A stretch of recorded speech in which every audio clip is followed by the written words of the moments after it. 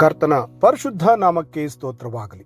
ಆತ್ಮೀಯರಾದ ಎಲ್ಲರಿಗೂ ಈ ಮುಂಜಾನೆಯ ಶುಭವಂದನೆಗಳೊಂದಿಗೆ ಈ ದಿನದ ವಾಕ್ಯದ ಧ್ಯಾನದ ಸಮಯಕ್ಕೆ ಕರ್ತನ ನಾಮದಲ್ಲಿ ನಿಮ್ಮನ್ನು ಸ್ವಾಗತಿಸುತ್ತೇವೆ.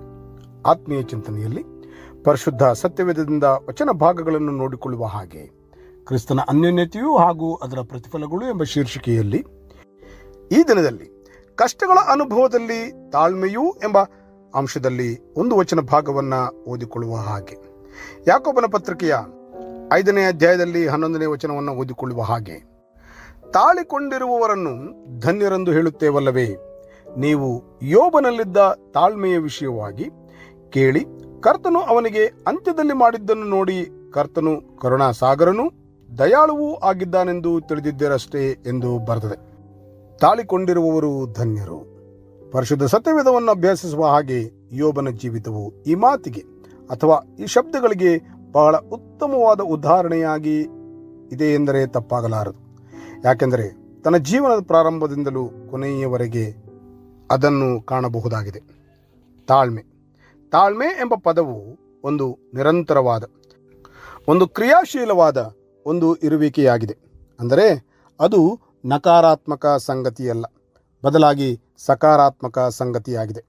ಅದನ್ನು ಹೀಗೂ ಅರ್ಥೈಸಬಹುದು: ಇನ್ನೂ ಕಾಯುತ್ತಿರುವಾಗಲೇ ಕ್ರಿಯಾಶೀಲರಾಗಿರುವ ಜೀವನ ಶೈಲಿಯಾಗಿದ್ದು, ಯಾವುದೇ ರೀತಿಯ ಶೋಧನೆಗಳನ್ನು ಎದುರಿಸುವಾಗಲೂ ದೇವರಲ್ಲಿ ನಂಬಿಕೆಯನ್ನು ಹಾಗೂ ಭರವಸೆಯನ್ನು ಕಳೆದುಕೊಳ್ಳದ ಕ್ರಿಯಾಶೀಲವಾದ ನಂಬಿಕೆಯನ್ನು ವ್ಯಕ್ತಪಡಿಸುತ್ತದೆ. ತಾಳ್ಮೆ ಎನ್ನುವಂಥದ್ದು ಸಾಮಾನ್ಯವಾಗಿ ಗಮನಿಸುವ ಹಾಗೆ ಸಂಕಷ್ಟಗಳ ಮೂಲಕವಾಗಿ ವಿಜಯಶಾಲಿಯಾಗಿ ಹಾದು ಹೋಗುವ ನಂಬಿಕೆಯಿಂದಲೇ ಬೆಳೆಯುತ್ತದೆ. ಯೋಬನು 13ನೇ ಅಧ್ಯಾಯದ 15ನೇ ವಚನದಲ್ಲಿ ಅದರ 2ನೇ ಭಾಗದಲ್ಲಿ ಯೋಬನ ಒಂದು ಅರಿಕೆಯು ನನ್ನ ನಡತೆಯ ಒಳ್ಳೆತನವನ್ನು ಆತನ ಮುಂದೆ ಸ್ಥಾಪಿಸುವೆನು ಎಂಬುದಾಗಿದೆಯಲ್ಲ. ಯೋಬನ ವಿಷಯದಲ್ಲಿ ಗಮನಿಸುವುದಾದರೆ ಅನೇಕ ಪ್ರಮುಖವಾದ ಅಂಶಗಳು ಒಂದು ಸಮಯ, ಎಲ್ಲಾ ರೀತಿಯ ಶ್ರೀಮಂತಿಕೆ, ಕುಟುಂಬ, ಮಕ್ಕಳು, ಹೀಗೆ ಎಲ್ಲವೂ ಇದ್ದಾಗ್ಯೂ ದೇವರಿಗೆ ಭಯಪಡಬೇಕಾದ ರೀತಿಯಲ್ಲಿ ಯಾವುದೇ ವ್ಯತ್ಯಾಸವೂ ಕಾಣಬರುತ್ತಿಲ್ಲ. ಆದರೆ ಶೋಧಕನ ಮೂಲಕ ಎದುರಾದ ಸಂಕಷ್ಟಗಳ ನಡುವೆಯೂ ತಾಳ್ಮೆಯನ್ನು ಮಾತ್ರ ಕಳೆದುಕೊಳ್ಳುತ್ತಿಲ್ಲ. ತಾನು ಯೋಚಿಸದೇ ಇರುವ ಸಂದರ್ಭಗಳು ಎದುರಾಗಿವೆ. ತಾಳ್ಮೆ ಕಳೆದುಕೊಳ್ಳುವಂತಹ ಅನೇಕ ಮಾತುಗಳು ಕೇಳಲ್ಪಡುತ್ತಿವೆ. ಆದರೆ ಅಂತಹ ಸಂದರ್ಭದಲ್ಲಿಯೂ ತಾಳ್ಮೆಯನ್ನು ಕಳೆದುಕೊಳ್ಳದೆ ತನ್ನನ್ನು ತಾನೇ ದೂಷಿಸಿಕೊಂಡನೇ ಹೊರತು ದೇವರನ್ನಲ್ಲ.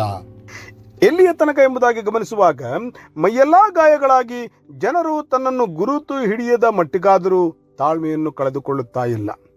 ಮುಂದುವರೆದ ಸಮಯ ಕಳೆದು ಹೋದದ್ದೆಲ್ಲವೂ ತಿರುಗಿ ಬರುವಾಗಲೂ ತಾಳ್ಮೆಯನ್ನು ಕಳೆದುಕೊಳ್ಳುತ್ತಿಲ್ಲ. ಪ್ರಾರಂಭದಲ್ಲಿಯೇ ಯೋಬನ ಕುರಿತು ಹೀಗೆ ಓದುತ್ತೇವೆ: ನೀತಿವಂತನೂ ಯಥಾರ್ಥ ಚಿತ್ತನೂ ಆಗಿದ್ದನು, ಅದೇ ಪ್ರಕಾರವಾಗಿ ನಡೆದುಕೊಂಡನಷ್ಟೆ. ಇಲ್ಲಿ ಗಮನಿಸಬಹುದಾದ ಒಂದು ಅಂಶವು ಯೋಬನಿಗೆ ದೇವರು ನಡೆದುಕೊಂಡ ರೀತಿಯ ಪ್ರತಿಫಲದಿಂದಲೇ ಯೋಬನ ಎಲ್ಲಾ ರೀತಿಯ ಸಂಕಷ್ಟಗಳಲ್ಲಿ ದೇವರು ಅವನ ಆಳವಾದ ಆರೈಕೆಯನ್ನು ಮಾಡಿದನು ಹಾಗೂ ಅವನ ಜೀವನ, ನಂಬಿಕೆ ಮತ್ತು ಭರವಸೆಗಳನ್ನು ಸಂರಕ್ಷಿಸಿದನು ಎಂದು ನೋಡುತ್ತೇವೆ.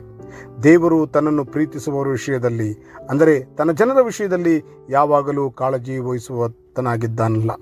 ಅದೇ ಸಮಯದಲ್ಲಿ ಅವರ ಸಂಕಷ್ಟಗಳಲ್ಲಿ ಅವರನ್ನು ಪ್ರೀತಿಯಲ್ಲಿಯೂ ಸಹಾನುಭೂತಿಯಲ್ಲಿಯೂ ಕರುಣೆಯಲ್ಲಿಯೂ ಪೋಷಿಸುವಾತನಾಗಿದ್ದಾನಲ್ಲ. ಅದನ್ನೇ ವಚನದ ಪ್ರಾರಂಭದಲ್ಲಿ ಓದಿಕೊಂಡ ಪ್ರಕಾರ, ನೀವು ಯೋಬನಲ್ಲಿದ್ದ ತಾಳ್ಮೆಯ ವಿಷಯವಾಗಿ ಕೇಳಿ, ಕರ್ತನು ಅವನಿಗೆ ಅಂತ್ಯದಲ್ಲಿ ಮಾಡಿದ್ದನ್ನು ನೋಡಿ ಕರ್ತನು ಕರುಣಾಸಾಗರನೂ ದಯಾಳುವೂ ಆಗಿದ್ದನೆಂದು ತಿಳಿದಿದ್ದೀರಷ್ಟೇ ಎಂಬುದಾಗಿ. 42ನೇ ಅಧ್ಯಾಯದ 10ನೇ ವಚನದಲ್ಲಿ ಯೋಬನ ಪುಸ್ತಕದಲ್ಲಿ ಓದಿಕೊಳ್ಳುವ ಪ್ರಕಾರ, ಯೋಬನು ತನ್ನ ಸ್ನೇಹಿತರಿಗೋಸ್ಕರ ಪ್ರಾರ್ಥಿಸಿದ ಬಳಿಕ ಯೆಹೋವನು ಅವನ ದುಸ್ಥಿತಿಯನ್ನು ಹೋಗಲಾಡಿಸಿ ಅವನ ಸೊತ್ತನ್ನು ಮೊದಲಿಗಿಂತ 2ರಷ್ಟಾಗಿ ಹೆಚ್ಚಿಸಿದನು ಎಂದು ಬರೆಯಲ್ಪಟ್ಟದರಲ್ಲಿ ಯೋಬನ ತಾಳ್ಮೆಯ ಜೀವಿತದ ವಿಶೇಷತೆಯನ್ನು ಇನ್ನೊಂದು ಆವರ್ತಿ ನೋಡಿಕೊಳ್ಳಬಹುದಾಗಿದೆಯಲ್ಲ. ಯಾಕೋಬನ ಪತ್ರಿಕೆಯ 1ನೇ ಅಧ್ಯಾಯದ 2ರಿಂದ 4 ವಚನಗಳನ್ನು ಓದಿಕೊಳ್ಳುವಾಗ ತಿಳಿಯುವಂತಹ ಒಂದು ಸಂಗತಿ, ಕಷ್ಟಗಳು ಅವರ ತಾಳ್ಮೆ ಹಾಗೂ ಸಹಿಸಿಕೊಳ್ಳುವಿಕೆಯನ್ನು ಹಾಳು ಮಾಡಲಿಲ್ಲ, ಬದಲಾಗಿ ಅವುಗಳನ್ನು ಹೆಚ್ಚಿಸಿದವು ಎಂಬುದಾಗಿ. ಪ್ರಾರ್ಥನೆ ಮಾಡಿಕೊಳ್ಳುವರಾಗೋಣವೇ, ನಂಬಿ ಪ್ರಾರ್ಥಿಸುವ ಎಲ್ಲರನ್ನೂ ಒಳ್ಳೆಯವನಾಗಿರುವ ಕರ್ತನು ತಾನೇ ಆಶೀರ್ವದಿಸಿ ಕಾಪಾಡಿ ನಡೆಸಲಿ. ಆಮೇನ್. ಈ ಕಾರ್ಯಕ್ರಮದ ಬಗ್ಗೆ ನಿಮ್ಮ ಅಭಿಪ್ರಾಯ, ಸಲಹೆಗಳು ಹಾಗೂ ಯಾವುದೇ ಪ್ರಾರ್ಥನಾ ಮನವಿಗಳಿದ್ದಲ್ಲಿ ನಮ್ಮ ದೂರವಾಣಿ ಸಂಖ್ಯೆಗೆ ನೀವು ಕರೆ ಮಾಡಬಹುದು. ನಮ್ಮ ದೂರವಾಣಿ ಸಂಖ್ಯೆ 9920260653. ನಿಮ್ಮ ಅಭಿಪ್ರಾಯಗಳನ್ನು ಇಮೇಲ್ ಮೂಲಕವೂ ನಮಗೆ ತಿಳಿಸಬಹುದು. ನಮ್ಮ ಇಮೇಲ್ ID info@fibaonline.org. ವಂದನೆಗಳು.